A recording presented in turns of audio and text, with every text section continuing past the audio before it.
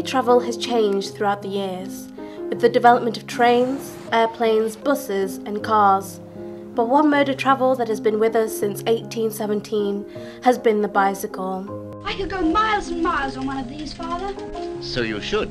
There's 100 years of bicycle manufacture behind that model. Affordable and environmentally friendly, this piece of machinery has helped mould a healthy, friendly and connected society.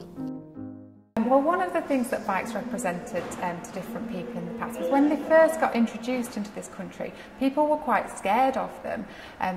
Young boys, like I said about the penny farthing, were travelling around very fast on the roads and people were very scared of accidents happening. There was quite a famous incident where a woman in a horse and carriage, the horse got startled by bikes on the road and the carriage actually overturned. And the woman inside the carriage wasn't injured at all, but it hit the headlines. The press were covering it as though bikes were the scourge of the nation. And actually that led to a ban on road racing in this country, which changed the history of cycling in this country forever actually, because it meant that people had to concentrate on track cycling rather than racing on the roads. So there was a lot of fear about bicycles when they were first introduced into the country. Active travel is something that everyone needs to incorporate into their day. Benefits for health are massive. Benefits for mental health, reducing stress, also huge. See lots of problems of obesity in certain areas where I work, and yeah, just cycling helps to reduce that obviously. Fun, social, we see people coming together that wouldn't be together before when they go on bike rides together, and also obviously to our environment.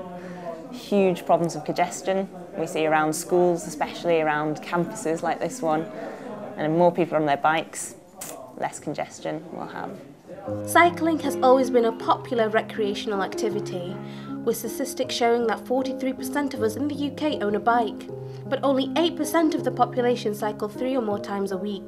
So why is there still a number of people choosing to use cars to make trips to work, shops or schools, when there are so many sustainable ways to travel?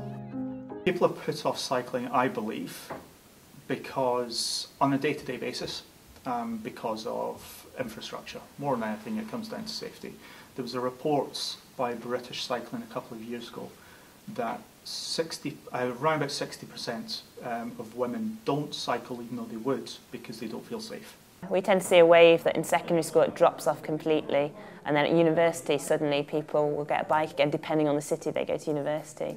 But secondary school, teenage years, I've seen teenagers cycling to school and being bullied, like having people heckling them, shouting at them because they're cycling to school.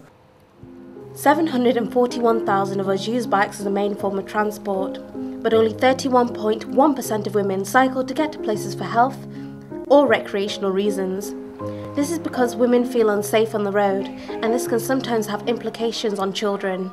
Bikes represented freedom to lots of people. You know, up until this point, people hadn't been able to afford their own forms of transport. You couldn't afford cars, and if you weren't very rich, you couldn't afford a horse. But bikes were more affordable, and lots of women found this as well, that suddenly they had a bit more freedom and they could get places by themselves.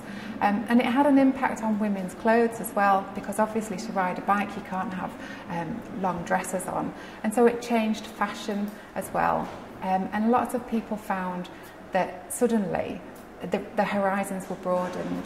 At the moment I'm running a project in Toxteth in Liverpool where I'm teaching mums of a children's centre to ride their bikes, and so they're in their 30s, they perhaps come from cultures where women don't learn to ride bikes, and we go to the local park at lunchtime and start from the scratch, just learning how to get on a bike, learning how to balance, and when they learn, that's really rewarding.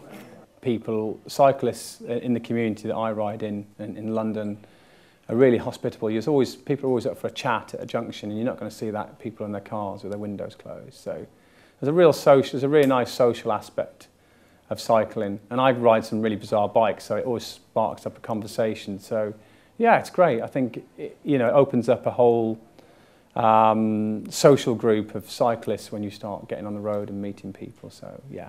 The British cycling team has a number of different organisations dedicated to getting people riding bikes. All children seem to love to ride a bike because they love to be out in the fresh air, and it's better than being in the classroom.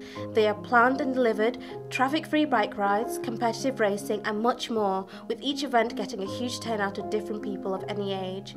They are helping create change within society, especially on how people think and use bikes.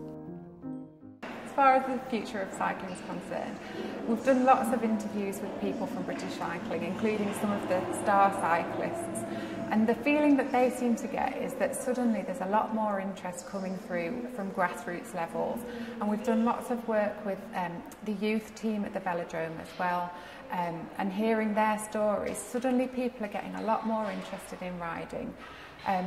And so what we really need to do is to make sure that it's safe for people to ride on the roads as well as in the track. It's become such an important part of culture now that I don't know, I've never imagined a time before, you know, cycling was really popular. We need to do more to inspire, motivate and persuade others and ourselves to get up and get biking for a healthier, safer and well-connected society.